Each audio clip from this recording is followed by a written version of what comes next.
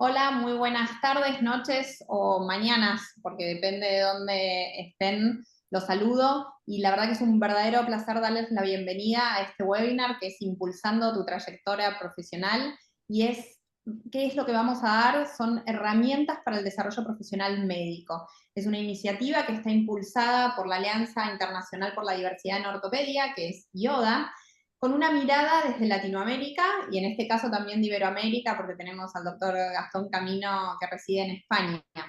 Este fue un espacio que fue pensado especialmente para jóvenes profesionales, ¿sí? De toda la medicina, pero especialmente en ortopedia y traumatología, que están transitando o terminando su residencia o empezando su fellowship y que buscan orientación sobre cómo continuar construyendo su camino profesional con propósito, estrategia y visión a largo plazo.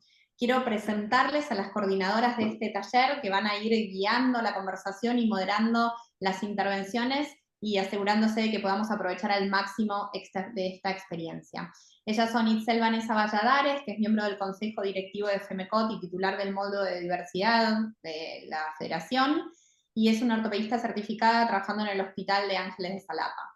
Y la doctora Valeria López, que es médica especialista en ortopedia y traumatología, especialista en pie y tobillo, es chairperson del programa de mentorship de IODA, ¿sí? Que después podríamos hablar de ese tema para que todo el mundo lo conozca, y además es la coordinadora, ¿sí? De la subcomisión de mujeres de la Asociación de Ortopedia Argentina. Así que les vamos a dar la bienvenida con ellas y el Zoom, chicas, es de ustedes. Bueno, gracias Gala, bienvenidas y bienvenidos a todos bueno, agradecerles por supuesto a los panelistas por su tiempo muy valioso. Tenemos gente que está en todos los usos horarios, con lo cual su presencia es muy bienvenida y muy agradecida. La idea es que un poco a lo largo de este encuentro vamos a escuchar experiencias reales de colegas que han seguido trayectorias muy diversas y esto va desde el desarrollo en la investigación, en la docencia, en las oportunidades más domésticas y más internacionales y en el trabajo en contextos con recursos limitados, situación que en Latinoamérica nos encontramos, digamos, muy frecuentemente, y hasta esos desafíos y esos aprendizajes de quienes no dejamos de pertenecer todavía a grupos que son menos representados. Así es, todos los panelistas aquí presentes y yo también creemos profundamente que este tipo de eventos nos ayudan a compartir experiencias, nos enriquecen y sobre todo a las personas que están apenas pensando en hacer una especialidad o que están cursando una especialidad en ortopedia, nos acerca. Nos ayuda también como una fuente de inspiración, conocer la experiencia de nuestros panelistas y nos da herramientas prácticas para que cada uno podamos mejorar nuestro desarrollo profesional. A continuación, vamos a empezar ya nuestro webinar. Tengo el gusto de presentar a la doctora Ana Fernanda Antón. Ella es cirujana ortopedista. Antiguamente ejercía en el Hospital Español, es mexicana, está haciendo actualmente un fellow en Alemania, es faculty y ex fellow AO y es titular de OrtoWomen México. Ana Fernanda nos va a platicar un poquito acerca del Minority Tax Report. Ana, por favor, adelante con tu presentación. Muchas gracias y antes que nada muchas gracias por la invitación. Voy a pasar a compartir pantalla.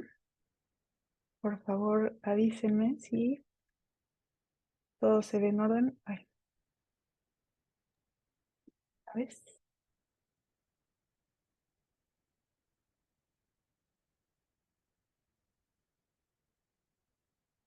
Perfecto. ¿Todos pueden ver la pantalla? Perfecto. Muchas gracias. Bueno, pues vamos a hablar un poquito sobre por qué es importante que las minorías contemos con estrategias post-residencia para nuestro desarrollo profesional en ortopedia.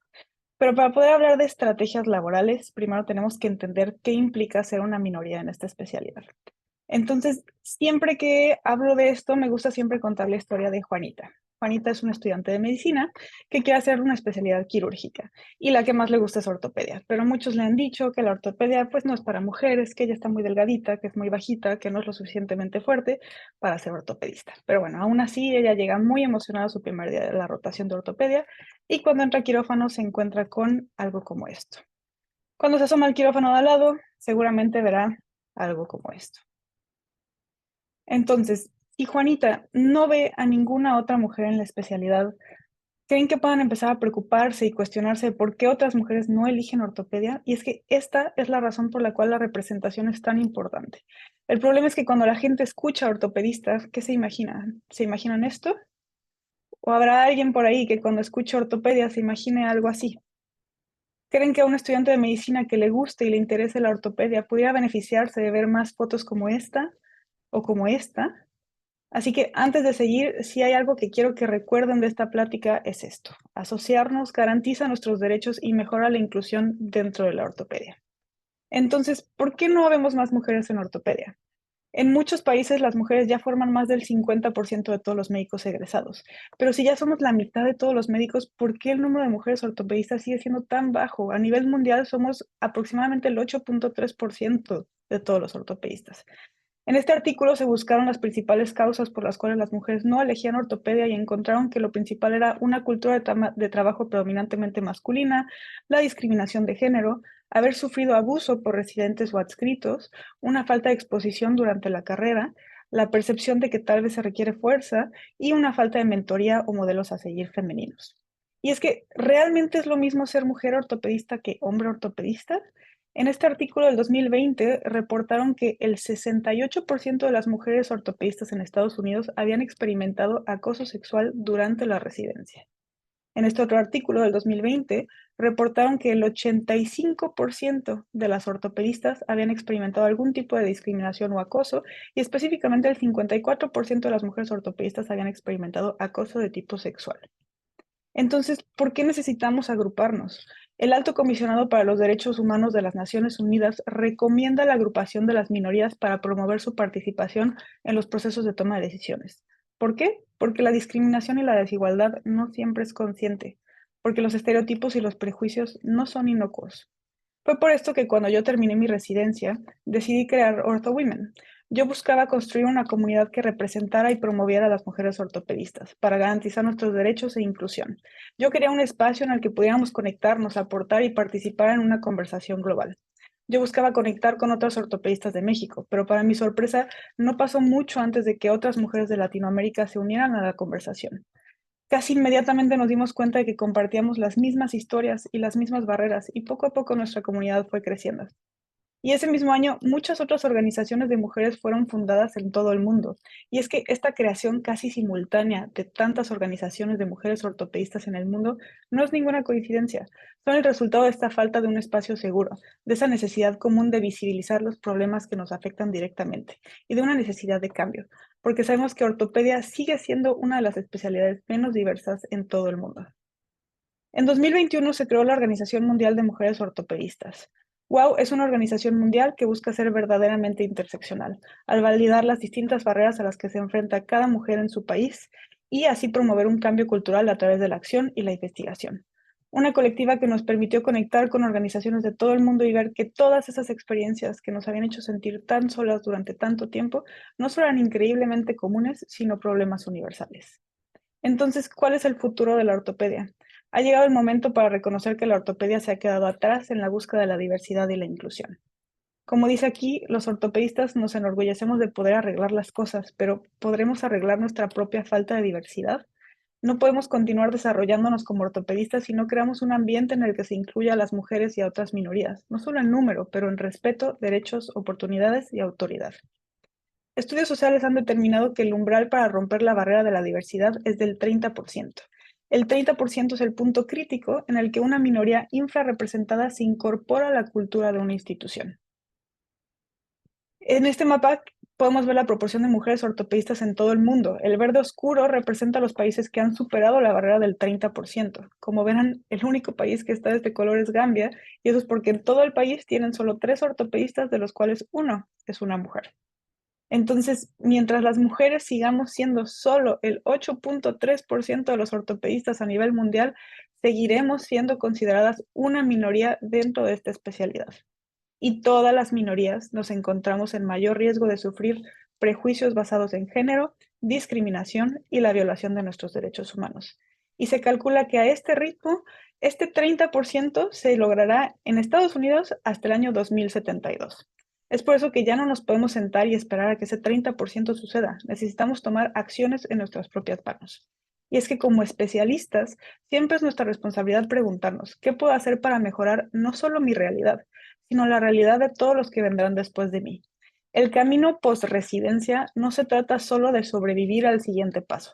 Se trata de construir las estructuras con las que nunca contamos y de ser intencionales en nuestro camino como especialistas. Necesitamos ayudar a las minorías a encontrarse, apoyar a las asociaciones centradas en la identidad, proporcionar una mentoría longitudinal estratégica como recién egresados. Como egresados también no solo hay que seguir buscando mentores, pero también tenemos que ofrecer esa mentoría. Eso es parte de nuestra responsabilidad. Hay que hablar, publicar, liderar, hay que aliarnos para generar un cambio cultural. Y es por esto que estas organizaciones son importantes, pero no es solo trabajo de las minorías. Es responsabilidad de todos hablar en contra de la inequidad y del trato injusto. Y para poder hacer eso, debemos de primero poder identificar nuestro propio privilegio y cómo es que este nos ha ayudado a llegar hasta donde estamos. Entender que no es lo mismo ser hombre ortopedista que mujer ortopedista, pero que tampoco es lo mismo ser una mujer ortopedista blanca que negra, o estudiar y trabajar en instituciones privadas y públicas. Estas facetas se sobreponen, se intersectan. Género, clase, etnia, orientación sexual, discapacidades, nacionalidad. Recordar que dentro de las minorías existen más minorías. Recordar que dentro de la interseccionalidad hay muchas mujeres que han tenido que superar barreras distintas y que todas ellas merecen un espacio para ser escuchadas y representadas, porque para que todas estas organizaciones funcionen, deben de ser de todas y para todas. Entender esto y reconocerlo es esencial para mejorar la diversidad, la equidad y la inclusión, tanto entre nuestros colegas como con nuestros pacientes. Es por esto que asociarnos garantiza nuestros derechos y mejora la inclusión dentro de la ortopedia. Muchas gracias.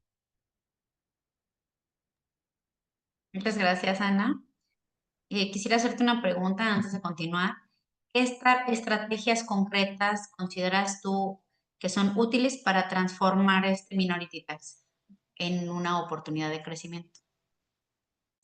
Bueno, son esenciales. El Minority Tax habla de cómo generalmente todas estas tareas son atribuidas directamente a las minorías, ¿no? O sea, es decir, si alguien tiene que hablar de diversidad e inclusión, pues escojan a la persona que pertenece a la minoría, ¿no? O sea, como a la única mujer que está en el colegio de ortopedia, a ella pongan a hablar de este tema.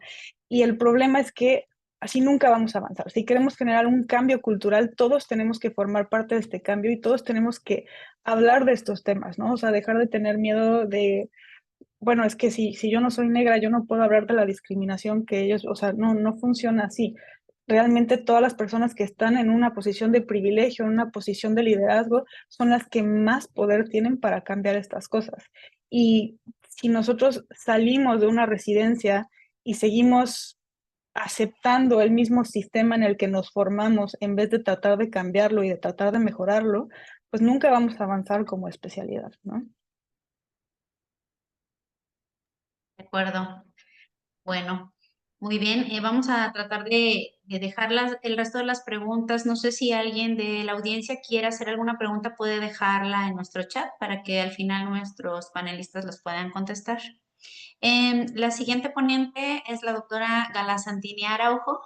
Gala es subespecialista en pie y tobillo. Ella es la encargada actualmente de Yoda en la región de Latinoamérica y el Caribe. Es representante de Yoda y trabaja actualmente en el Hospital Italiano y es jefe de sección de la especialidad de pie y tobillo. Adelante, Gala, por favor. Muchísimas gracias, Vane. Yo voy a hablar un poco sobre, digamos, ir más allá de las fronteras, que como bien hablaban Afer recién, digamos, hay un montón de fronteras, o sea, no estamos hablando solo de las fronteras de nuestros países, de nuestras comunidades, sino un montón de fronteras de interseccionalidad que estamos hablando. Y cómo pudiendo romper un poco esas fronteras podemos abrirnos hacia un camino de crecimiento y desarrollo profesional para todos los ortopedistas. Yo creo que lo principal es cómo establecer una red de contactos de manera efectiva, lo que nosotros llamamos networking, ¿sí? Es para mí algo fundamental para poder ir rompiendo esas barreras. Buscar mentores entre los cirujanos con experiencia es lo que más les recomiendo ¿sí? a los médicos en formación, a los que están haciendo la residencia, porque la orientación va a ser invaluable, y la red de contactos que tienen los cirujanos con ya experiencia pueden abrirle a los más jóvenes puertas que nunca imaginaron, ¿sí? Pero si no logran hacer ese contacto, no van a poder llegar. Algo que siempre dice la doctora Valeria López es que no solo tenemos que pensar en los mentores, pero sino también en que los más grandes seamos sponsors, ¿sí? Para poder no solo orientar, pero sino llevar a cabo, ¿sí? Que esa persona más joven llegue a los lugares que quiere llegar. Y eso es lo que significa ser sponsor. Y también hay que involucrarse en los proyectos de investigación, ¿sí? Creo que el networking e involucrarse en los proyectos de investigación, que después el doctor Gastón Camino seguramente va a hablar de su experiencia, es lo que más colabora para poder conectarse, romper esas barreras. Entonces, contactarse con cirujanos con mayor experiencia y colaborar en sus investigaciones permite desarrollar esos vínculos duraderos basados en intereses académicos comunes, ¿sí? Y eso es lo que nos sirve salir de la zona de confort, ampliar nuestras perspectivas, ir perfeccionando nuestra capacidad de adaptación a distintos medios en los cuales nos fuimos criados, medios académicos por ahí en los cuales nos fuimos criados, y adquiriendo una comprensión más profunda de todo el panorama ortopédico global, ¿sí? De cómo todo se va manejando. Yo creo que la primera experiencia que me abrió la mente fue cuando estaba en tercer año de la residencia y decidí tomarme mi mes de vacaciones para ir a rotar, ¿sí? Y frente a mi mes de vacaciones, realmente las autoridades de mi institución dijeron, bueno, pero te damos 2 meses más como una rotación electiva para que te puedas ir 3 meses. Y la verdad que si bien en el 2006 hice esos 3 meses y en el 2008 hice otros 3 meses en mi último año, cuando los hice elegí especialidades que a mí me gustaban, porque quería ver cómo se hacían en centros de referencia también esas especialidades. Y la verdad que cuando fui a rotar a 2 especialidades que no terminé haciendo. Entonces también esto de contar que por ahí uno quiere abrirse caminos, ir a hacer prueba y error, pero poder darse cuenta de esas cosas y después elegir lo cual a uno lo apasiona, y poder ver que ese abanico se abre frente a uno, y después uno lo va cerrando de acuerdo a los gustos y a las oportunidades, me sirvió esa experiencia en la residencia. Después, cuando ya había terminado el fellowship, quería ver todos esos autores, ¿sí? Que yo leía, cómo trabajaban realmente, de dónde salían esos artículos, cómo trabajaban en sus clínicas, y entonces ya fue otro tipo de viaje, otro tipo de frontera que se rompía, ¿sí? Y después llega un momento en el cual uno a veces tiene que formalizar, ¿sí? determinadas visitas, en hacer por ahí como muchos de acá logramos hacer, un fellowship afuera. Después de hacer el fellow en mi institución, decidí hacerme un fellow en Europa para poder complementar una formación en determinada área que a mí me interesaba. Esto, luego, cuando fui más grande, ¿sí?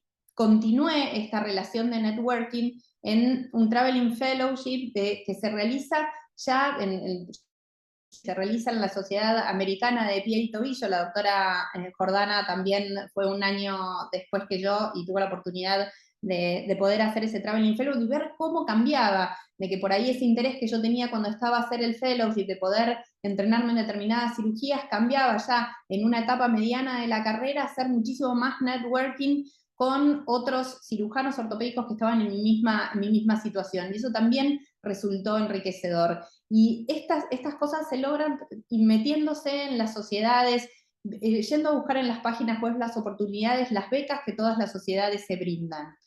Entonces, para poder lograr establecer esa red de contactos hay que asistir a los congresos y conferencias, pero además visibilizarse, hacer las preguntas, ir a hablar con las personas, participar de plataformas en línea y unirse a las comunidades virtuales, a todas esas asociaciones virtuales de las que también hablaba Ana Fer hace un ratito, unirse a sociedades profesionales y participar de los foros, tener, digamos, una pertenencia activa en todas esas organizaciones, ¿sí?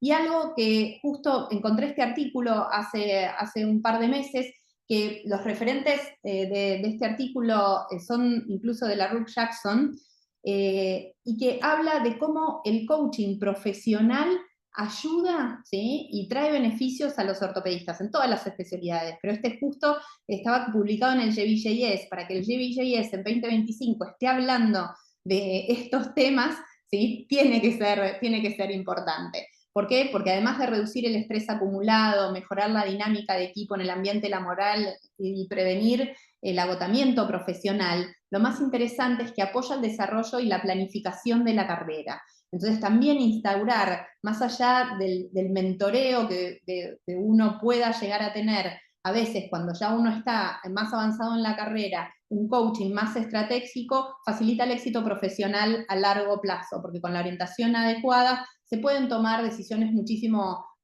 más informadas, más allá de que promueve la diversidad del lugar de trabajo. Nosotros, cuando ya estamos, digamos, en una etapa de la carrera más avanzada, nos tenemos que comprometer a empoderar a la próxima generación de cirujanos. Y tenemos que compartir nuestras experiencias, pero no solo compartir las historias de éxito, sino también las anécdotas personales que pueden reflejar el poder de transformación de diferentes caminos, por más de que no hayan sido exitosos, ¿sí? Tenemos que defender las oportunidades que trascienden fronteras y estimular a la gente joven, ¿sí? Para que haga mucho networking y se contacte, ¿sí? Con mentores y también con patrocinadores, ¿sí? Oficiar nosotros mismos de patrocinadores. Debemos asumir un rol de formación e inspiración en las nuevas generaciones. Para mí el mentorazgo es una obligación profesional y ética para todo ortopedista más grande. Y a los jóvenes siempre intenten buscar oportunidades, ya sea a través de becas, de programas de intercambio, proyectos colaborativos. Existe después, si tenemos oportunidad, Valeria, que es la chairperson del comité de mentoreo de IODA, hay un proyecto muy grande desde IODA que es a nivel internacional para conectar gente de todos los países con mentores según la especialidad y lo que les guste a esos estudiantes de posgrado, ¿sí? Poder conectar esas diferentes culturas quirúrgicas y aprovechar de aprender y enriquecerse de ellas. Y obviamente regresar a nuestros lugares, ¿sí? Si es que decidimos regresar o por ahí localizarnos después en otros lugares, pero regresar con una riqueza de conocimientos que va siempre a elevar nuestra práctica profesional. Hay que siempre aceptar los desafíos y mantenerse abierto a estas diferentes lecciones que diferentes partes del mundo pueden ofrecer. Esta es una foto de cuando yo empecé todo ese trayecto de ir y venir y que a mí me inspiraba y siempre pensé que era digamos, un viaje solitario, pero después me di cuenta, años después, con todos estos trabajos colectivos de diferentes organizaciones y trabajos dentro del seno de las mismas organizaciones académicas de los diferentes países, que en realidad no es un trabajo solitario, sino que es una odisea colectiva, a la cual los invito a todos. Muchas gracias, Gala. Muy interesante y muy importante esta parte de empezar desde que estamos haciendo nuestra especialidad a conectar y a hacer una red profesional importante. Yo quiero preguntarte a ti personalmente, ¿qué error crees tú que cometiste y que ahora le dejarías como consejo a los médicos residentes? La verdad, Itzel, que por ahí que yo cometí, por ahí no publiqué tanto en un principio cuando estaba en la residencia, y eso es algo que si yo volvería le diría a la Gala residente R1 que publique más.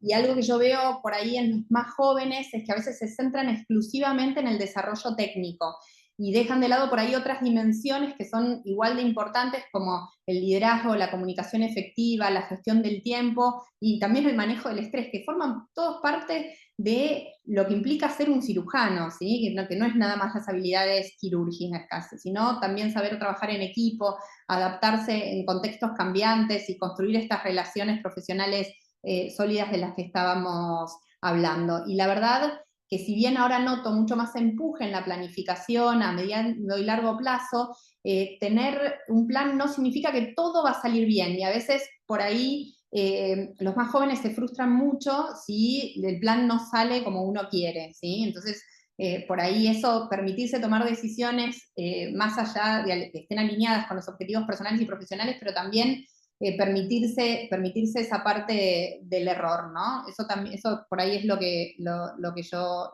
veo.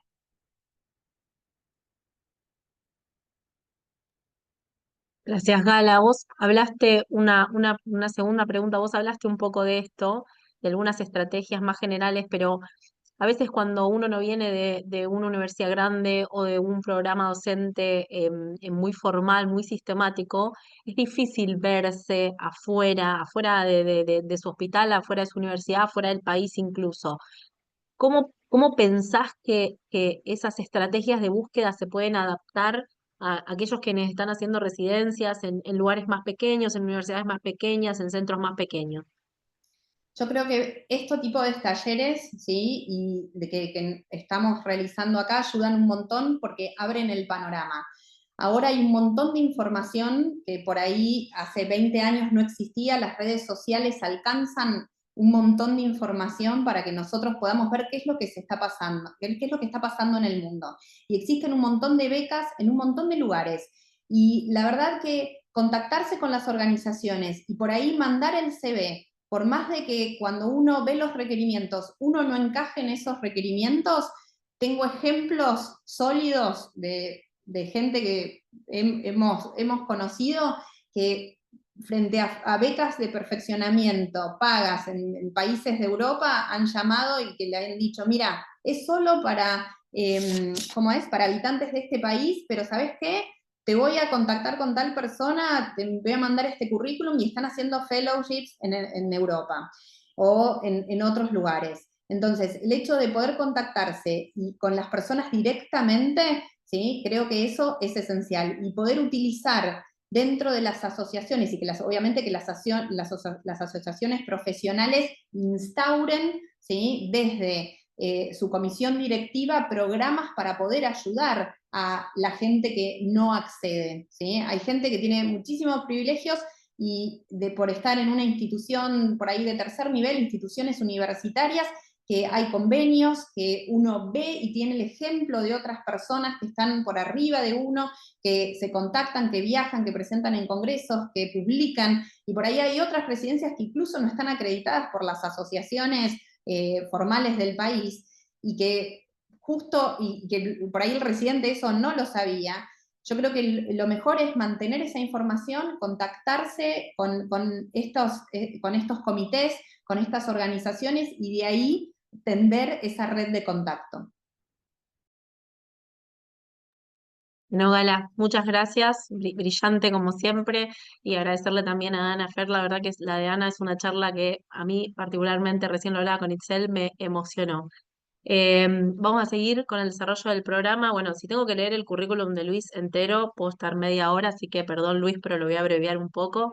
El doctor Luis Gerardo Padilla Rojas es miembro del comité directivo de IOTA, es especialista en ortopedia y traumatología, es faculty de AO, es miembro del comité de educación y mejora del American Academy y es miembro junto conmigo del comité de mentorías de IODA, y él nos va a hablar de un poco de su experiencia desarrollando proyectos docentes en contextos con recursos más limitados. Cuando vos quieras, Luis. Muchas gracias, Valeria. Buenas tardes a todos, todas, tarde, noche, en el horario que estén. Gracias por la invitación. Eh, y bueno, el problema de siempre seguir la charla después de una mujer, que en general son más inteligentes que nosotros, y esto no es la excepción, pues es que muchos de los conceptos que quiero vertir ya los han expresado, pero voy a moverme entonces a enfatizar en algunos otros. Eh, eh, la siguiente, por favor. Next, Lisa, please. ¿Por qué tenemos que hablar ahora de el reto que tenemos al terminar la residencia, los que ya lo hayan hecho o los que estén cursándola, que en algún punto va a ser? Pues la residencia, este gran logro que han tenido o que están teniendo, pues es apenas el inicio, ¿no? Entonces, vamos a enfrentarnos a una serie de entornos con limitaciones estructurales, económicas y de acceso. Y por eso es necesario tener las herramientas para poder tener una visión profesional, y eso es ahora más que nunca necesario. La siguiente, por favor. Next, Elisa, please. Eh, eh, Generalmente es el mismo contexto por lo menos en América Latina, pero en México, pues tenemos un problema en estas divisiones de servicios públicos y privados, en donde cada vez es menos atractivo trabajar en las instituciones públicas, la saturación de los servicios, la falta de insumos, y eso pues va en detrimento en el foco principal o en la atención principal para nosotros, que es la atención del paciente.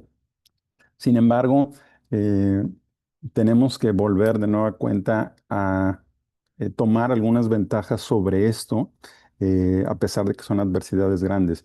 Evidentemente, pues viene la parte económica, o sea, todos tenemos ese punto que tratar, pero que no solo es eso, o sea, que nuestra práctica profesional se vea combinada entre esos dos sistemas es una muy buena opción. Como experiencia personal, bueno, pues yo terminé mi ejercicio a la salud pública y se obtienen muchísimos beneficios, no solamente el económico, ¿sí? El poder estar en contacto siempre con la educación, con los residentes, pues eso es algo invaluable, ¿sí? La medicina privada, bueno, pues no debería ser, pero tiene algunos contextos distintos, pero al final pues lo que buscamos es que nuestro paciente esté bien. La siguiente, por favor. Next, Elisa, please. Eh, lo que necesitas, en mi punto de vista ahora, es ver hacia ti. O sea, ¿qué es lo que te motiva? ¿Qué es lo que quieres tú ser? ¿En qué ambiente te ves trabajando? ¿Qué es lo que realmente te llena? Y entonces sí, pues empezar a trabajar sobre esa línea, ¿no? O sea, digo, hay diferentes opciones que tú puedes tener una vez que terminas y debes de sentirte cómodo, ¿sí? A pesar de las adversidades que ahora vas a encontrar, porque, pues, como comenté hace un momento, pues, terminar la residencia, pues apenas ahora vas a iniciar. Justo lo que nos comentó muy atinadamente Gala, estos mentores y esta red de apoyo son fundamentales. Ustedes ya lo saben, pero es diferente tener un profesor que solo te enseña una técnica, que solo te enseña un texto, a una persona que te va guiando, que te va modelando y que te puede incursionar en otros ambientes. Y estas redes de apoyo valiosísimas. Entonces, cualquier oportunidad que tengas de ingresar a algún grupo de trabajo, de investigación, de cooperación, tómala. Pudiera en un principio ser intrascendente, no le ves un futuro, pero ahí probablemente encuentres algo muy valioso, como a todos nos habrá pasado en algún momento. Continuar estudiando, pues eso nunca lo vamos a dejar de hacer. Esta formación debe de ser, y por ejemplo los idiomas, habrá gente que ya lo tenga dominado, pero ese es un punto donde nunca es tarde para poder trabajar en ello. No dejes de cuidar tu salud y sobre todo tu salud mental. Entonces es un tema que creo que es generalizado. En nuestro país se ha vivido cada vez más complejo. Y no sé, el grupo de edad en general a los que estamos hablando, pues, somos diferentes generaciones, pero esta tolerancia a la frustración, pues es algo que en todo momento vamos a tenerla y trabajar para poder manejarla de una forma mejor. Next, Alisa, please. Em, Esta, este otro tema que también tocó Gala de la investigación, pues es algo que hacia allá debemos apuntar. O sea, tan solo el 2% de las publicaciones mundiales de ortopedia se generan en Latinoamérica. Entonces, bueno, pues el rezago que tenemos es impresionante y es un tema que por lo menos en México, se está empezando a voltear, a ver, a invertir en la investigación. Entonces, involúcrense en esos temas, ¿sí? Y la docencia que ustedes mismos pueden iniciar. O sea, no hay mejor manera de aprender o reforzar algún conocimiento que tratando de transmitirlo. Entonces, eso es algo que puede ayudarlos en su desarrollo profesional, involucrarse en la docencia. Eh, los gremios, las organizaciones, por supuesto que te dan una oportunidad de crecimiento. Simplemente el hecho de ser parte de, identificarte con una agrupación, pues ya es un logro, ya es una sensación muy conveniente. Pero en todas las organizaciones que ustedes tengan en el país, que ustedes me digan, van a tener una oportunidad de poder crecer, de poder desarrollarse. Next, please, Talisa. Bueno, en este tema de diversidad, pues está demostrado, hay muchísimos estudios, ¿sí? Hay uno muy interesante de David Ross de la Universidad de Columbia, en donde no solo en cuestiones de ortopedia o de educación, es un estudio donde las 10 empresas más importantes de Standard Poor's eh, vieron hacia un tema de innovación. Y cuando pusieron a mujeres a liderar estos temas en estos puestos altos, obtuvieron unas ganancias económicas mayores, ¿no? Entonces, este tema de, pues ya no debería ser ni siquiera tema, ¿no? O sea, esta inclusión y esta equidad de género que cada vez deberíamos de tener que ser menos problema, pero en algunos lugares todavía lo es, pues está totalmente demostrado que eh, es un beneficio, ¿no? Eh, next, please, Talisa. Eh, bueno, lo que les comentaba, pues estos, educación continua, estos temas de voluntariado, ese es otro punto de oportunidad en donde el hacer un servicio social, un beneficio a la comunidad, pues igualmente en un inicio se ve poco atractivo. Oye, voy terminando la especialidad, pues yo lo que quiero es operar y ganar dinero. Claro, es totalmente válido, pero esta retribución que te da, no solamente en lo personal, en tu emotividad personal, sino lo que te puede conllevar hacer trabajo comunitario es insospechado, ¿sí? Entonces, es otro tema que les sugiero que pueden eh, visualizar. Next, please. Eh, y pues hay cosas que no podemos cambiar, ¿sí? Pero por eso era el tema de decir qué es lo que tú quieres hacer. Lo que sí quiero enfatizar un poquito más es este valor de la ética. Eh, Les voy a contar una historia que pues seguramente todos la han vivido, las han contado, ¿no?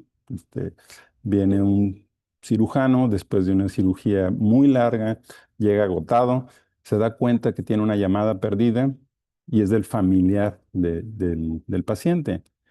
Eh, pues estás muy cansado, regresas la llamada y ves que algo se está complicando. Algo te dice que regreses al hospital, regresas y evitaste una complicación mayor. Después de que pasa eso, la hija le comenta al doctor, dice, te quiero agradecer porque no solamente salvaste la vida de mi padre, sino nos enseñaste que esto realmente te importa. ¿Sí? Entonces, este actuar ético al final del día te va a retribuir muchísimo más a que si tomas una decisión por una cuestión económica o no ética, lo va a hacer. ¿Sí? La resiliencia, eh, mm, soportar o luchar contra las adversidades es algo importantísimo. Y lo último que les podría comentar es que eviten este efecto Dunning-Kruger, que es algo relacionado pues también a educación. Esta historia también muy corta que voy a comentarles. eh, el señor Wheeler en los Estados Unidos eh, le dijeron una vez que el jugo de limón te hacía invisible. Entonces, se puso el jugo de limón, se tomó unas fotografías y por algún error o por alguna falla, las fotografías salían veladas.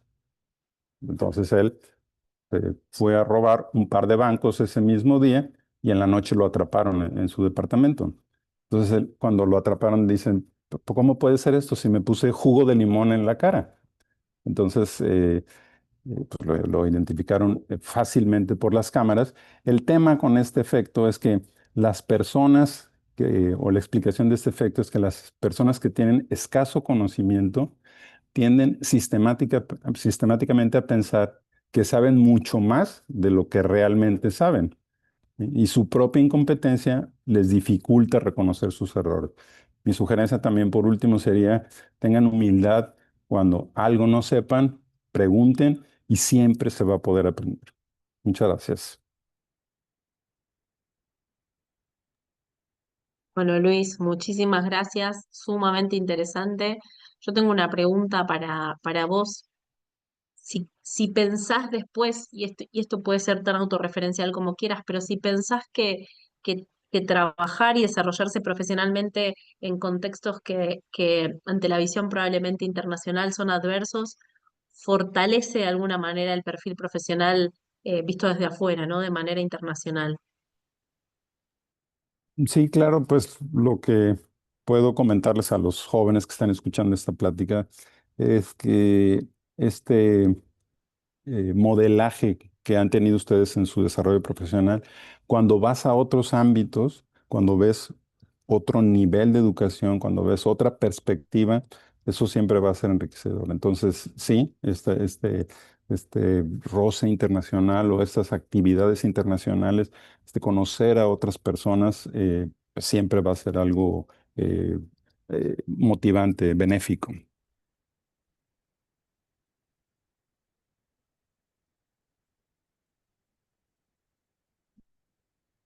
Estás ¿No? muteada. Perdón, estoy muteada. Ahí está. ¿Cómo pensás que este devenir de tu trayectoria profesional y estos lugares en donde vos te has criado profesionalmente de alguna manera influyeron en tu visión de la educación, en lo que vos transmitís, digamos, a tus pares más jóvenes? Pues yo podría solo resumirlo en una palabra. Eh,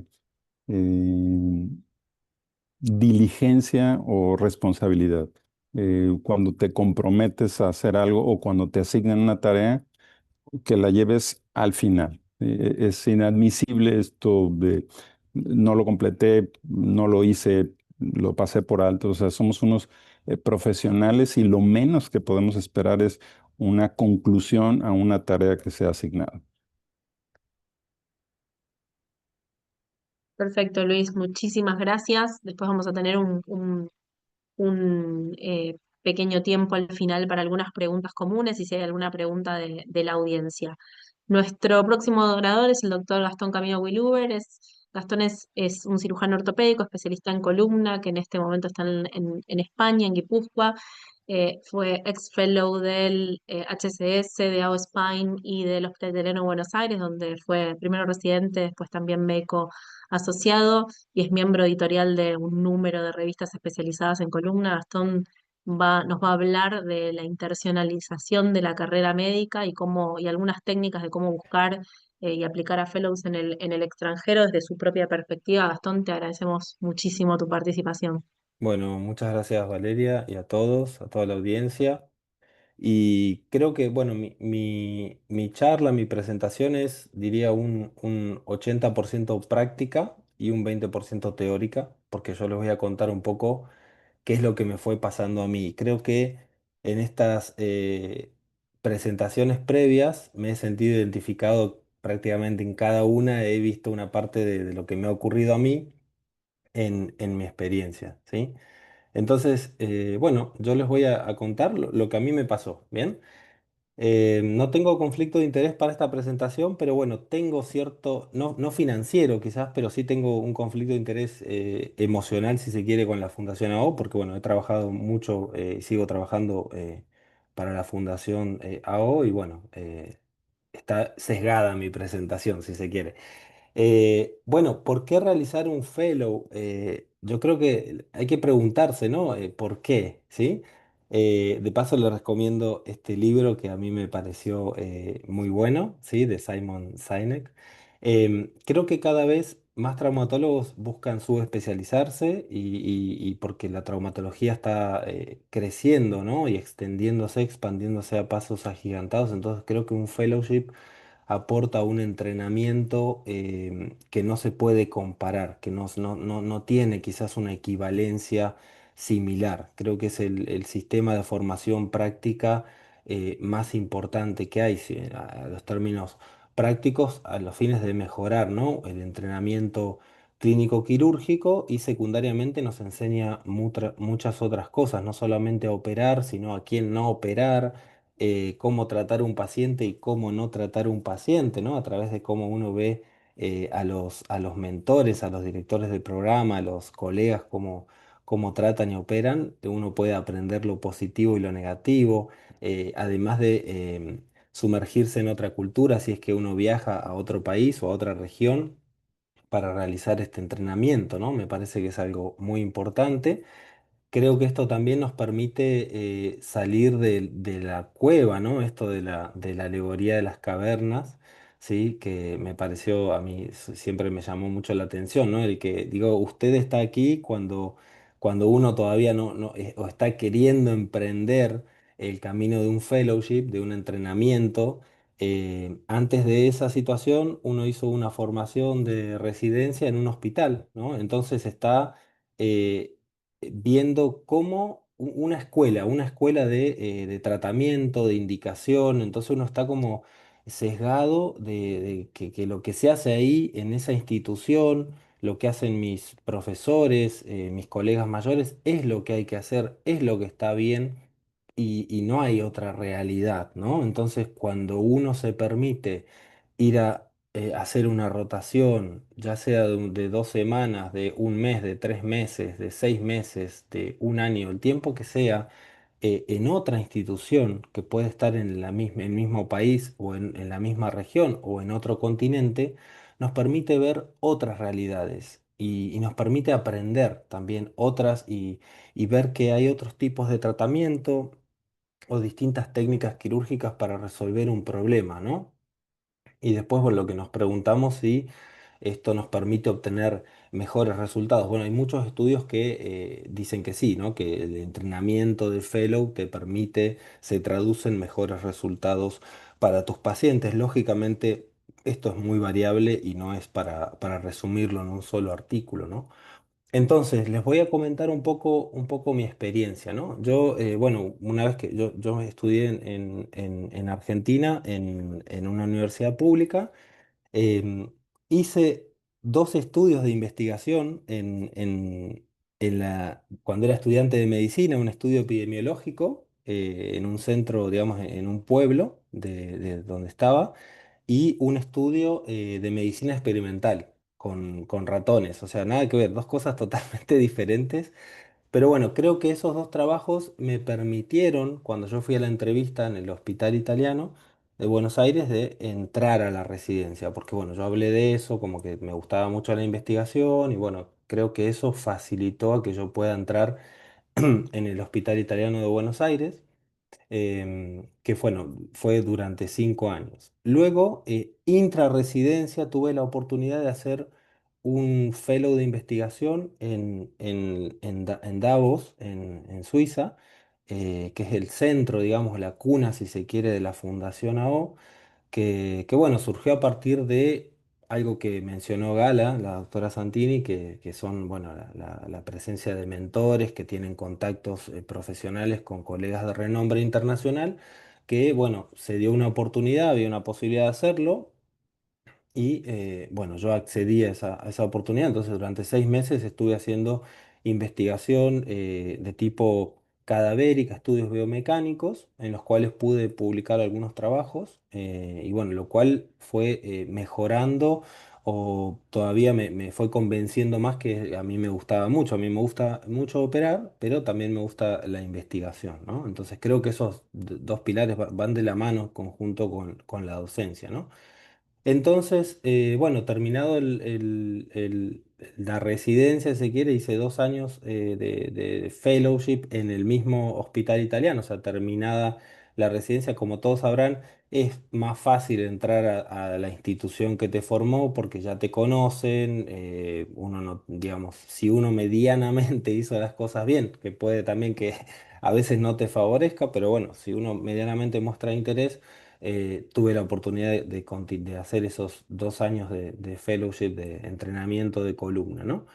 En uno de esos años, en realidad, durante mis vacaciones, ahí teníamos un mes de vacaciones, digamos, por año, entonces yo tomé un mes de mis vacaciones para hacer una rotación ad honorem, o sea, me lo pagué yo, digamos, lo que yo tenía ahorrado para rotar en Estados Unidos. Me gustaba la posibilidad de poder ir a aprender otras cosas en Estados Unidos y bueno, tomé esa rotación a través de un contacto de uno de mis mentores y los doctores que me enseñó a operar.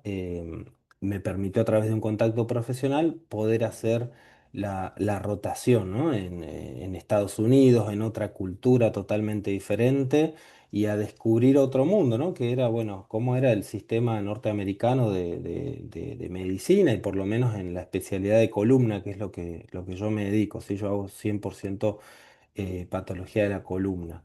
Bien. Em, entonces, después cuando terminé el fellow, apliqué a través de la Fundación AO un fellow de 3 meses, que este fellow ya era pago, ¿sí? Era un fellow que había que, o sea, te pagaban y había que aplicar. Y bueno, para que mostrarles un poco mi experiencia, la primera vez que apliqué, no entré, o sea, entró otra persona. Y pero creo que la insistencia es algo que tenemos que tener, sobre todo los latinoamericanos, o todo el mundo en realidad, pero es importante insistir, ¿no? Que esto de no frustrarse ante un resultado negativo inicial, no decir, bueno, esto no es para mí, bueno, que a veces es una reacción que uno tiene, ¿no? Pero bueno, en un segundo intento pude hacer mi fellow de 3 meses en el mismo, justo era el mismo lugar donde yo había ido a rotar. Eso quizás también me favoreció, pero en realidad los que decidían ese fellow no eran los de Estados Unidos, sino eran en Argentina, era la beca, digamos, o Latinoamérica en realidad. Entonces, bueno, en un segundo intento ahí pude ir y hacer mi fellow. Y después, bueno, en el 2020 hice una aplicación a otro centro en Seattle donde había entrado, ¿sí? Y bueno, por cuestiones de la pandemia, esta persona, el Donald Trump, lo que ocurrió en ese momento fue que, como había empezado la pandemia, se bloquearon todas las visas. Algo que está ocurriendo prácticamente ahora, está ocurriendo lo mismo en Estados Unidos, las visas de estudiantes y algunos trabajos calificados están suspendidas, ¿sí? Y bueno, pasó lo mismo en ese momento, así que no se pudo dar. Eso era un factor externo y algo que le estaba pasando a todo el mundo. Entonces, quería compartirles un poco las dificultades que se me fueron presentando, porque a partir de ahí yo dije, bueno, yo empecé a aplicar a programas de fellowship de columna principalmente, pero también apliqué a otros fellowship de ortopedia en Estados Unidos. Mientras hice la residencia, yo fui estudiando para rendir los exámenes de validación en Estados Unidos, bueno, y ya tenía ese trámite, si se quiere. Y bueno, eh, yo les podría estar 2 horas mostrándoles las reject letters, que son las cartas en las cuales amistosamente te dicen muchas gracias por haber aplicado, pero no sé, las aplicaciones, los aplicantes este año han sido brillantes y bueno, we wish you the best luck en esta sesión de entrevistas. Gracias por su interés, pero bueno, no tenemos lugar. Le deseamos lo mejor. Siempre yo me reía mucho porque te desean lo mejor, pero no. Entonces, después por temas de visa también, ¿no? Este programa solamente acepta médicos que se hayan graduado en Estados Unidos. Y bueno, uno que no se graduó en Estados Unidos, y esto también para todos me parece importante si alguno quiere hacer un fellow clínico en Estados Unidos. Ellos hacen, es difícil entrar, no es imposible, es difícil.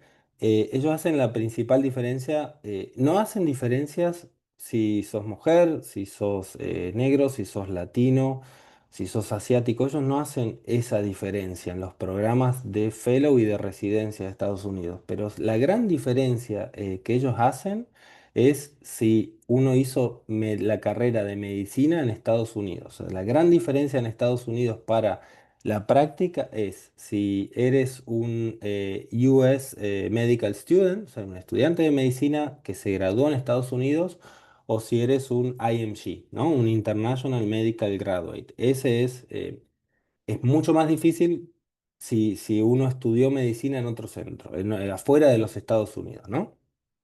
Y bueno, así fue como apliqué a programas y no tenía entrevistas, ni siquiera invitaciones.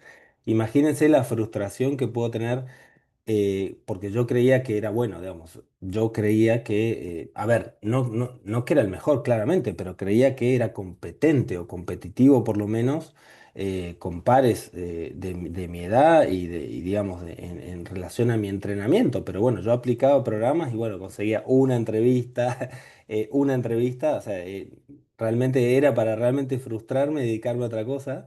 Hasta que bueno, en algún momento sí hice el match, el famoso match para entrar a un fellow, ¿no? Pero bueno, fue para mostrarles un poco que no todo funciona quizás en el primer intento, ¿sí? Entonces como que hay que insistir y si uno realmente quiere lograr algo, bueno, a veces sí, hay gente que es brillante y que es un outlier, o sea, es alguien que está más allá de todo y puede conseguir todo en la primera instancia, ¿no? Pero para los normales, digamos, para la gran mayoría de las personas, no es tan fácil y no no es un problema que a uno le vaya mal o que no lo acepten.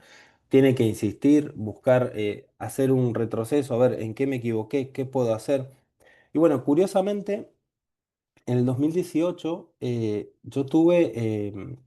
fui elegido para formar parte del grupo AO de Latinoamérica de unos grupos de estudio, ¿sí? Donde hacíamos investigación y eso me permitió, fíjense que esto es muy importante para conectarlo con el networking que que mencionó la doctora Santini, ¿no? Porque ahí conocí a un doctor que era el profesor titular de la Universidad Católica de Chile de ortopedia, que había hecho un fellowship en Estados Unidos, en San Diego. Y conocí al director de programa de una aplicación que yo hice que era en California. Y fue así que gracias a él eh, yo pude conseguir mi primer fellow clínico oficial de un año quirúrgico en la Universidad de California, ¿no? En el, el University Medical Center en California. La verdad que fue una experiencia muy buena. Luego, por cuestiones de la vida, me tuve que mudar digamos, mi esposa había conseguido una residencia de pediatría en Nueva York y bueno, yo busqué la manera de que nos mantengamos juntos y pude hacer un fellow de investigación en el Special Surgery de un año, que fue una gran experiencia, si bien yo quería operar, en realidad me sirvió muchísimo porque bueno, como les había dicho, la investigación también era muy importante para mí, ¿no? Entonces, y al día de hoy, bueno, esas pequeñas conexiones, esos pequeños networkings y conocer gente e insistir, me permitió hoy formar parte de un grupo que se llama Knowledge Forum, que es un grupo de cirujanos de columna con reconocimiento internacional que estudiamos, digamos, todo lo que es las patologías traumáticas de la columna, las fracturas y las infecciones primarias de columna, ¿sí? Entonces, bueno, como que de a poco uno se va insistiendo y se van formando redes y, bueno, he podido hoy estar en ese grupo, ¿no? Que para mí es un orgullo, claramente. Entonces, como conclusiones de mi presentación, buscar aplicaciones, lo que se mencionó previamente, buscar, insistir, las sociedades tienen estos sistemas para fellowship, estancias cortas, becas, los contactos son muy importantes. Uno se aplica y no lo conoce nadie, bueno, es muy difícil que te acepten y siempre existe el contacto. Mira, no, a veces para que revisen tu currículum tienes que hacer ese tipo de contacto, ¿no?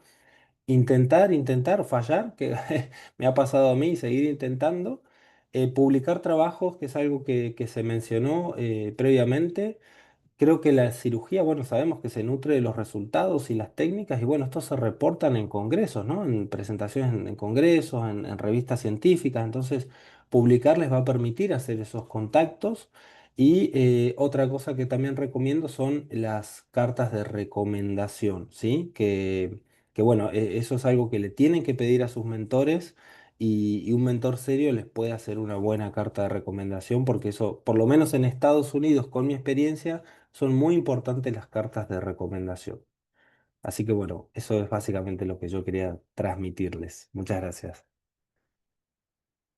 Muchas gracias, Gastón. Excelente. La verdad que de tu charla subyace un concepto del que hoy se habla cada vez más y que me parece crítico y esencial para los ortopedistas más jóvenes, para los médicos más jóvenes, que es el manejo de la frustración y cómo vos reconvertiste ese rechazo y esto no es resiliencia, sino que te diría que es antifragilidad y es volverse más fuerte con la experiencia y encontrar otros caminos para llegar y tener claro el norte. eh, y me parece sumamente valioso, porque escuchar historias de éxito solamente a veces hace que nos sintamos muy lejos de la otra persona, y esto la verdad es que al que ve muy lejos poder viajar y poder formarse afuera y escucha HCS y escucha Agua Spain y parece otro planeta, eh, y evidentemente hay caminos distintos para hacerlo. Yo tengo una pregunta, porque parte de las preguntas que tenía para hacerte las contestaste durante tu charla, pero ¿cuáles diferencias fundamentales en términos de formación, más allá de obviamente los accesos a los recursos que a lo mejor son distintos, encontraste entre tu formación en Latinoamérica y tu formación afuera? Básicamente me encontré con muchas, digamos, experiencias positivas y negativas pero que te forman, que forman la personalidad de uno, ¿no? Por ejemplo, yo valoré mucho más cómo revisábamos a los pacientes en el hospital donde yo hice la residencia del fellow, porque yo veía en Estados Unidos, y yo estuve en 2 centros, no puedo hablar por todo el sistema de Estados Unidos, ¿sí? Pero donde yo estaba se revisaba poco a los pacientes. Como que el diagnóstico y el tratamiento eran en función principalmente de los estudios de imágenes, de resonancia, y había poco contacto físico con el paciente, de revisarlo, de revisarle la cadera, de palparlo. Y eso me impactó muchísimo porque yo decía, estamos haciendo las cosas bien. Yo sigo convencido y hasta el día de hoy que la importancia, por ejemplo, del examen físico, ¿no? Algo básico y que cada vez con las tecnologías nuevas y las generaciones nuevas, que cada vez pareciera que pierde valor y no, creo que hay que resaltarlo más. Entonces me, me llevé esa mini desilusión de cómo se manejan ciertas patologías, pero de nuevo, no es de mi experiencia en ese centro en ese año, ¿eh? No, no puedo decir que el sistema de Estados Unidos es así, no puedo generalizar, ¿sí? Pero eso sería un ejemplo de tantas cosas, ¿no? Bueno, muchas gracias, Gastón. Y nuestra próxima oradora, y le agradecemos por su paciencia, es la doctora Jordana Bergamasco. Jordana es especialista en cirugía de pie y tobillo, es miembro de la Sociedad Brasileña de Ortopedia y Traumatología, es autora de un número de trabajos científicos. Y bueno, también es una gran trabajadora por la diversidad en su área. Así que Jordana nos va a hablar de el rol de la investigación en la construcción de la carrera post-residencia, y va a tocar algunos temas de los que ya hemos hablado también, así que gracias, Jordana, todo tuyo. Gracias, muchas gracias por la invitación. Voy a hablar, creo que portuñol, una cosa así. Estou muito feliz de estar aqui com vocês. É um tema que me agrada muito e estou com os residentes a todos os dias. Então, mi dever é tentar explicar-los a importância da investigação científica. Não é fácil, porque quando ingressamos na faculdade de medicina, estamos todos empolgados, entusiasmados com o que há por vir, vamos operar e cirurgias e tudo, mas depois de 6 anos temos a residência, que estamos ainda mais empolgados e entusiasmados, e consome todo o nosso tempo, toda a nossa energia. São, especialmente em Brasil, pelo menos, são muito intensos, são muitas horas de trabalho com muito pouca remuneração. Então, é o começo da frustração. Depois disso, tem o fellowship. E, enfim, estamos formados e doutores e pensamos, agora vamos ganhar dinheiro, mas as contas chegam, é muito trabalho, muito estresse, e estou aqui para dizer-vos, tem que fazer ciência e estudos científicos e não ganharão dinheiro com isso muitas vezes, porque, pelo menos em Brasil, a a contribuição científica não remunerada. Temos alguns programas com remuneração, mas apenas grandes universidades conseguem. Então, se estás em um centro pequeno, não ganha dinheiro com a ciência e tienes contas a pagar e tudo mais. Então, isso é um cenário brasileiro. A ortopedia é a oitava especialidade mais procurada, mas são 3 anos de residência e depois mais 1 ou 2 anos de fellowship. E durante a residência ganhamos como que $500 a mês, e depois de formados em um serviço público, trabalhando 20 horas semanais, ganhamos como que $1.300 a $3.000 mês, e trabalhamos muito para ganhar isto. Então temos que não temos tempo para a ciência, mas sabemos que a cada vez mais os programas de residência e fellowship buscam estudantes com aspirações científicas. Então, quando hacemos as entrevistas para os residentes, queremos pessoas que querem fazer ciência, porque isso há de tornar-se um diferencial em sua carreira e vai te dar autoridade. Isso é uma coisa que sempre falo para os residentes. Para ganhar dinheiro, para sentar em sua office particular e ganhar dinheiro com ortopedia, precisa de autoridade. E para isto, a ciência los ajuda muito. Então, quando hablamos um cenário feminino, isso é ainda mais importante, porque temos uma especialidade que é masculina. Aqui em Brasil, se é a 7%, não diferente da Latinoamérica e do resto do mundo. E a ciência acá em Brasil é produzida em sul e sudeste. Muito poucas coisas em norte do país. Então, quando temos a participação na investigação, podemos tornar isto um fator decisivo para impulsionar sua carreira, porque vai te dar visibilidade. Se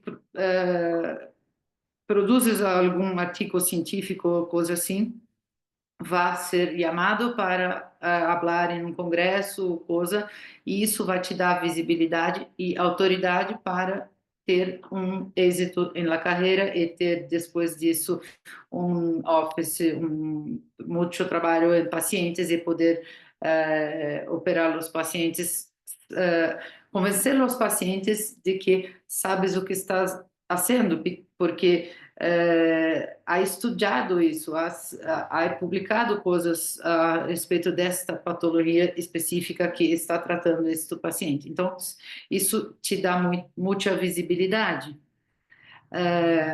Esse estudo da JBJS mostrou que 73% de los residentes americanos que hicieron el cuarto año el ano de investigação científica, ingressaram em fellows que desejavam em grandes hospitais com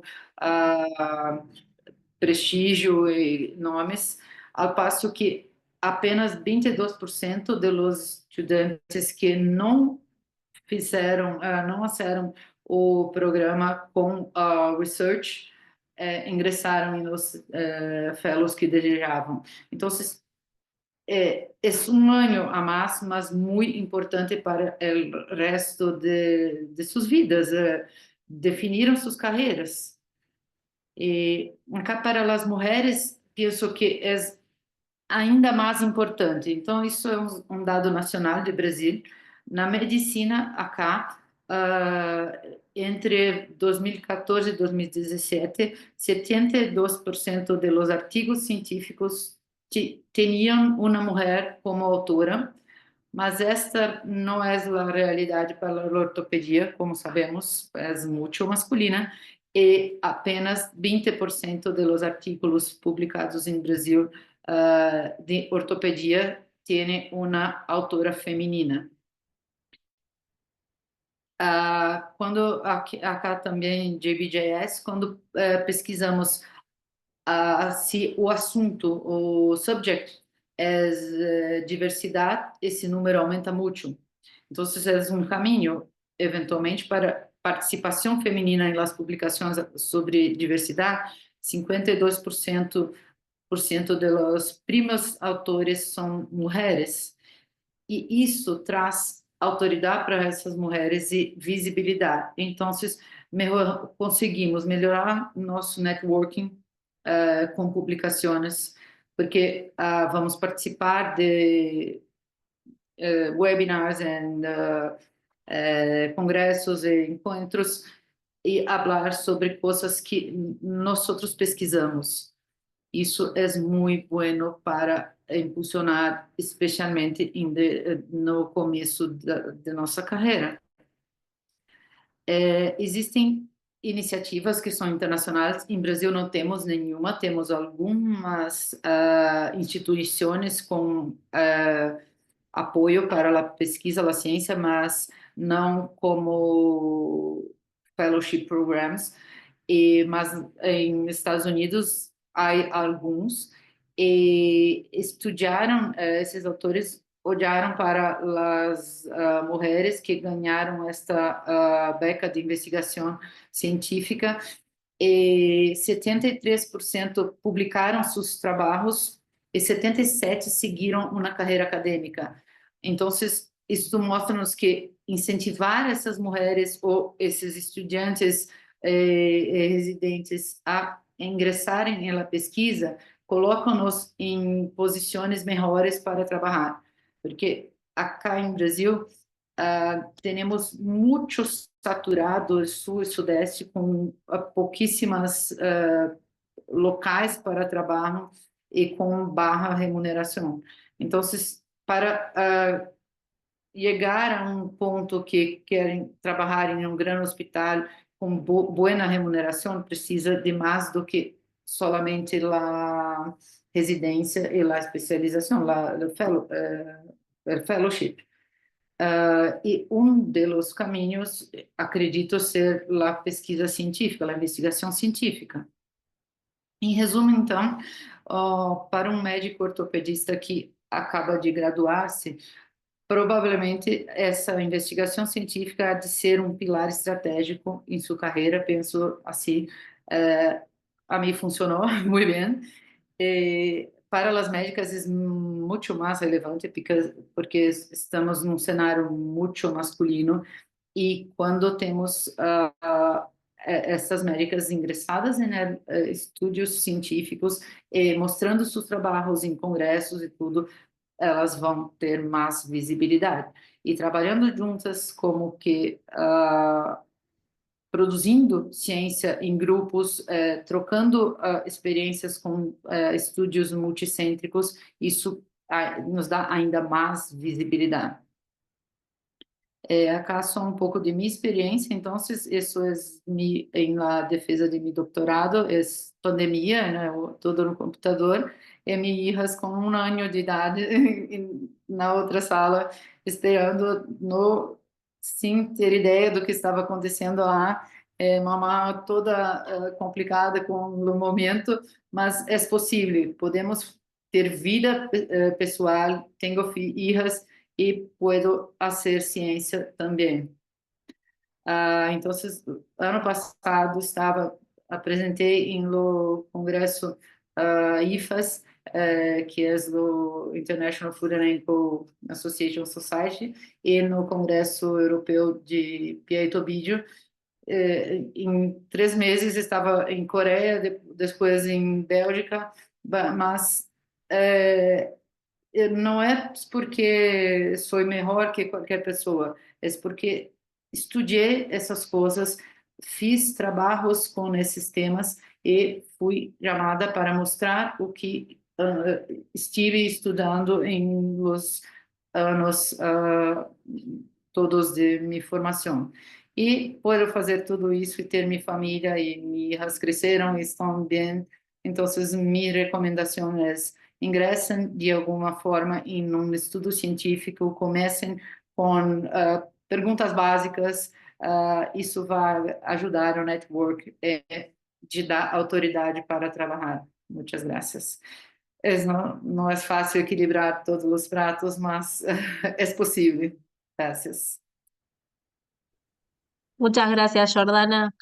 Antes de pasar a las preguntas comunes, yo tengo una pregunta para hacerte. ¿Cómo o cuáles serían tus estrategias recomendadas para alguien que tiene cero experiencia en la investigación y que a lo mejor está haciendo la residencia en un centro en donde el acceso a la investigación no está muy, muy estimulado?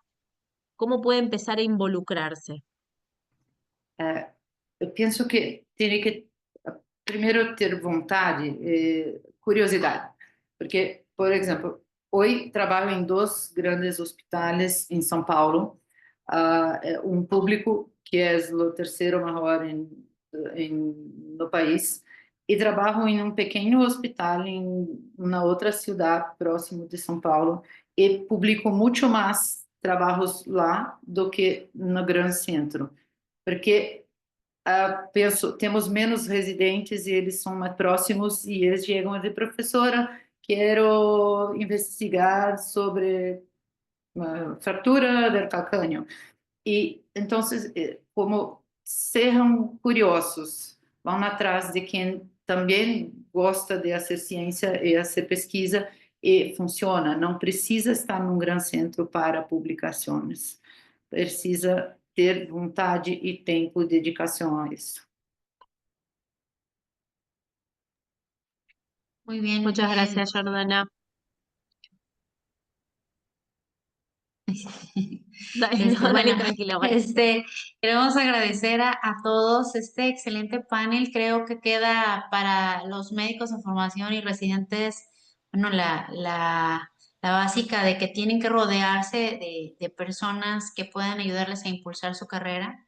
Como dice Jordana, que sean curiosos, que busquen su comunidad. Y bueno, Yoda y creo que varias asociaciones a nivel internacional en ortopedia actualmente tienen mucho interés en los médicos en formación. Entonces, júntense a este tipo de organizaciones, formen parte, hagan comunidad y si realmente tienen el objetivo de hacer algo, a lo mejor de momento no pueden salir de su país, pero a lo mejor sí pueden salir de su provincia o de su estado y conocer un hospital más grande. Creo que simplemente el hecho de cambiar y ver cómo trabajan en otro lado, ver otro tipo de personas, conocer a gente que le interesa el mentoreo, es algo que les va a ayudar a fortalecer y a crecer profesionalmente. Vale, hay algo que si me permitís, que quiero contar, sobre todo con la búsqueda de los mentores, ¿no? Con también esto de que contaba un poco Gastón, de determinadas frustraciones que uno puede llegar a tener. Hay veces, y creo que cuando yo era chica, yo veía que el mentor y el mentí era como algo directo, era como que uno tenía un mentor para toda la vida. Y me parece que ahora, ¿sí? Con digamos, todos los cambios y la globalización, uno puede tener mentores en diferentes momentos, ¿sí? Uno no se forma y termina su vida con un solo mentor. Y hay un montón de mentores que lo pueden mentorear a uno en múltiples cosas, porque por ahí una persona tiene más expertise en la parte clínica, una persona tiene más expertise en la parte de investigación. Me parece que por ahí pensar eso, de no frustrarse si uno no encuentra una persona que diga, bueno, este es mi mentor al cual me voy a aferrar, sino tratar de encontrar esa relación de feedback y de mentoreo por ahí en múltiples personas, ¿sí? a lo largo del camino. Excelente, creo que ese concepto de mentoría múltiple y dinámica es súper importante porque nosotros venimos, al menos la medicina argentina, viene esa tradición de discípulo y maestro, que hoy es real, que es probablemente menos así y más un modelo de múltiples mentores.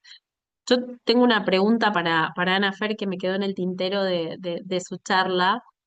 Vos hablaste de que dentro de las minorías hay minorías y eso es real y tenemos que saber cuando somos dentro de la minoría una mayoría y cómo pensás vos que podemos evitar las que no somos una minoría de la minoría reproducir esquemas que opriman a esos grupos más pequeños de gente.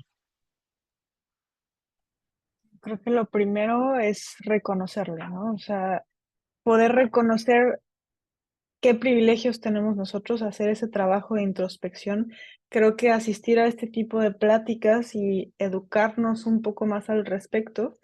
O sea, creo que incluso hay mucho que yo cuando empecé Ortho Women no conocía, ¿no? O sea, había mucho que yo no dimensionaba sobre la inclusión de las mujeres en la especialidad y que yo tuve que aprender al respecto, ¿no? O sea, que a pesar de que me consideraba educada en ese aspecto de la diversidad, la equidad, la inclusión, la interseccionalidad, hubo muchas cosas que tuve que aprender y cuestionarme a mí misma de qué tanto puedo yo evitar replicar estas conductas y cómo puedo hacerle yo un espacio a esas mujeres que son parte de la interseccionalidad. ¿Cómo puedo yo hacerles un espacio a ellas, no solo pues que son mujeres que también tienen un derecho a hablar y a contar sus experiencias y a contar de dónde vienen? O sea, había algo muy importante que creo que lo mencionabas tú, Valeria, en una pregunta que decías, bueno, qué padre irte de fellow al extranjero, a otro país, poder conocer 3 países y 3 fellows, pero pues no todos tenemos esa posibilidad económica, ¿no? No todos venimos de un hogar donde nuestros papás nos puedan apoyar y echar la mano con un fellow que no pague, ¿no? O con los vuelos. Las becas, pues no siempre son tan accesibles, o bueno, sí, podemos aplicar muchas veces a una beca, pero ¿qué tantas becas? O sea, ¿cuántos ortopedistas no hay que no tuvieron la oportunidad de aprender un segundo idioma en una escuela privada de niños, ¿no? O sea, hay muchísimas barreras que muchas veces no nos cuestionamos y creo que pues la primera respuesta a tu pregunta sería, lo más importante es reconocer que estas barreras existen, reconocer qué ventajas he tenido yo y cómo puedo al hacer una recomendación a un residente o a hacer un discurso, cómo hacerlo lo más inclusivo posible, ¿no? ¿Cómo puedo incluir a todas estas personas para que no se sientan que no pueden acceder a estas oportunidades? Si yo digo, bueno, es que pueden aplicar a un fellow en el extranjero, ¿cómo puedo yo hacerlo accesible para ellos, ¿no? Y algo que decía, por ejemplo, ahora Itzel, que era, bueno, no solo es rotar en el extranjero, es rotar pues en tu país, es rotar en otros hospitales. Entonces, creo que lo más importante es seguirnos educando, seguir aprendiendo cómo, cómo podemos ser más inclusivos, cómo podemos ser más sensibles a estos temas y creo que estar abiertos a aprender. Y si alguien nos dice, oye, esto que me estás diciendo me ofende, esto que me estás diciendo pues me hace sentir incómodo, que pasa mucho, por ejemplo, con las mujeres en quirófano, que un doctor hace un chiste y te quedas así y te sientes incómoda, y que lo primero que contestan es a la defensiva, ay, doctora, es solo un chiste, ¿no? Es solo un comentario, ríase, doctora, ¿por qué no sonríe? No, porque lo que usted está diciendo es ofensivo y me hace sentir incómoda. Y creo que lo primero que tenemos que hacer es, si estamos del otro lado de eso y alguien nos dice, oye, es que eso que estás diciendo, pues para mí eh, no me sirve o me es ofensivo, me lastima, no responder a la defensiva, al contrario, estar abiertos a aprender. Somos médicos y los médicos nunca vamos a terminar de aprender y eso aplica en todas las áreas de la vida, ¿no?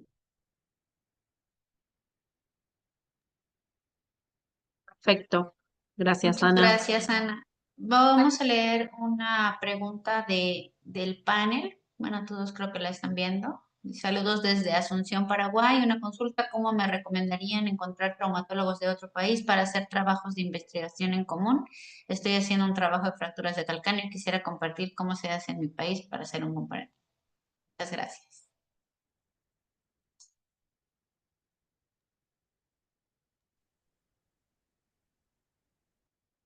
puede contestar el de ustedes que quiera. Guste. Bueno, yo justo creo que conozco a la doctora que está escribiendo desde Paraguay, es súper entusiasta y siempre se contacta. Me parece que si vos proponés, ¿sí?, tu serie de casos y te contactás con alguno de los cirujanos de pie y tobillo que vos conocés, ¿sí?, podés decirle a ver si se puede realizar algún trabajo multicéntrico, ¿sí?, presentándole por ahí la hipótesis que vos tenés, contactar, ¿sí?, primero por ahí hablar desde la institución que vos estás, ¿sí?, si están de acuerdo todos los del equipo en poder hacer esto, porque por ahí muchos pacientes no son solamente tuyos.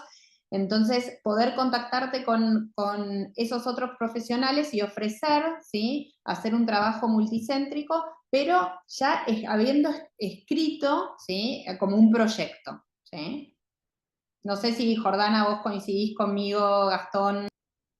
Sí, pienso que si tienes un proyecto y tu equipo acepta la idea de hacer multicéntrico, porque terão otros pacientes de otros nombres de todo, es un camino. Meio conversamos, poder hablar con cualquier especialista en pie y tobillo y hacer. Penso que é muito bueno. Hacemos muitos trabalhos multicêntricos acá em Brasil, mas dentro do país, mas poderíamos, não sei como seria a questão de ética de comitês de aprovação, mas penso que podemos investigar isso. Muy bien. A mí me gustaría hacer una pregunta a todos los panelistas. ¿Qué tiempo promedio tardaron en publicar su primer artículo? Si quieren, podemos empezar por Gala. El hospital donde nosotros nos formamos, junto con Gastón, que fue el hospital italiano, promulga, ¿sí?, que los residentes terminen su residencia con artículos publicados. Por eso también hablar un poco de esos privilegios de donde uno se forma, ¿sí?, incluso desde que yo comencé la residencia hasta que Gastón la hizo, hubo toda una evolución y ahora los residentes que están actualmente, ¿sí?, desde segundo año tienen pautado presentar un póster, y ya los de tercer año tienen la pauta de poder hacer una publicación en tercer año. Entonces me parece que también eso depende de las instituciones, ¿sí?, depende de las posibilidades que ejerzan las instituciones. Por eso la responsabilidad de los que están coordinando, ¿sí?, las residencias, de los que están coordinando de las autoridades, digamos, de posgrado dentro de las universidades, es tratar de generar proyectos, ¿sí?, para ayudar a esos residentes a que puedan lograr esa publicación.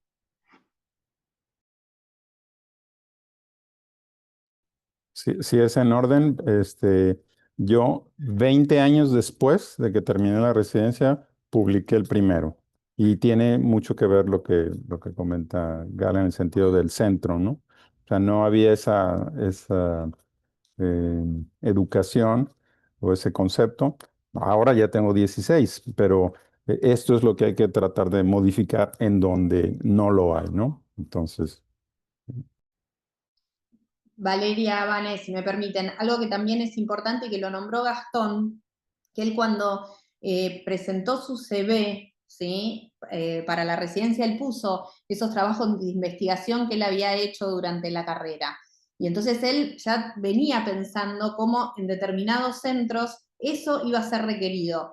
El poder hacer un CV bueno, en eso también hay que instruir, ¿sí?, a la gente de formación que está en posgrado, porque el cómo presentar la experiencia de uno, por más de que sea muy poca, de que uno cuando comienza tiene un taller, esto, aquello, ayudó a hacer un artículo por ahí con suerte, pero cómo presentar, cómo redactar el CV, me parece que eso también es otra cosa que le debemos a la gente joven en formación para poder ayudarlos. Y yo creo que si desde las asociaciones, desde las federaciones, se trabaja en poder mejorar todos esos aspectos, yo creo que ahí es cuando se amplían las oportunidades para todos, tanto el que está en un centro de tercer nivel como el que está en una residencia que por ahí no tiene mentoreo en investigación.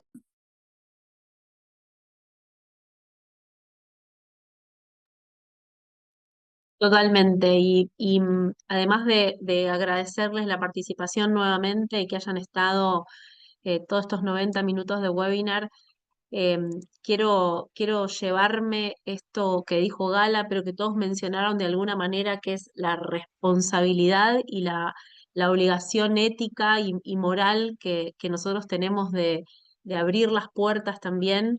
Y en una frase que nosotras usamos mucho en la Comisión de Mujeres, no solo de abrir la puerta, sino también de sentar a la mesa de la discusión eh, a nuestros colegas más jóvenes, de ayudarlos a no repetir errores, pero también dejarlos que se frustren en el camino, y contener, y ser mentores y ser sponsor, más o menos informalmente en la medida que se pueda. Todos los que estamos acá hemos tenido gente que nos abrió la puerta. Gente que siempre que hubo una oportunidad tuvo nuestro nombre como primera sugerencia. eh, y probablemente eso nos imprima más que nada esta responsabilidad enorme que uno tiene para con los más jóvenes. Y a título de eso yo voy a obviamente a invitarlos a quienes no son miembros, que se sumen a nuestra red de trabajo de Yoda. Nuestro programa de mentoreo oficial va a lanzar dentro de muy poco. Es una oportunidad de conectarse, para los que estamos más en el plano intermedio de la carrera, no solamente de poder ser mentores y brindar nuestra ayuda a profesionales en formación, sino también de tener cirujanos de muchísima experiencia, y mentorearnos a nosotros mismos en áreas a lo mejor más específicas, más acotadas, que no tengan que ver con el desarrollo de actividad asistencial o con el desarrollo de habilidades técnicas, sino con esto que hablaba Gala, con habilidades de trabajo en equipo, de trabajo en red, de liderazgo, de manejo de nuestros equipos de trabajo. Creo que va a ser una oportunidad más sistemática de algo que hacemos intuitivamente en centros grandes de formación. Son todos sumamente bienvenidos. Creo que cualquiera de ustedes aportaría muchísimo a nuestro programa de mentorías, entonces no quería dejar de hacer formal esta invitación.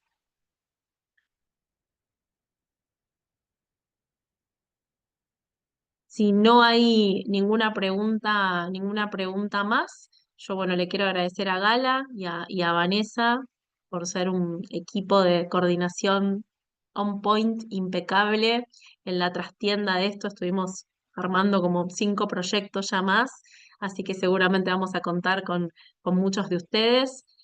Para mí siempre es un placer trabajar con Gala, que es mi amiga, es mi sponsor número 1, fue y sigue siendo mi mentora, con Vanessa, que te agradezco muchísimo la buena predisposición. Estamos en horarios un poco diferentes y a veces la comunicación es un poco complicada, pero hemos podido adaptarnos perfectamente. Y bueno, y ustedes por estar, por brindar su tiempo desinteresadamente. De vuelta, que sean las 11 de la noche y estar sentado enfrente de la computadora hablando de esto, es todo un esfuerzo, lo sabemos, y queremos agradecérselo especialmente. Bueno, podemos dar por terminado este webinar. Muchísimas gracias a todos. Gracias. Gracias a Gracias. Gracias a todos. todos. Muy bien. Gracias.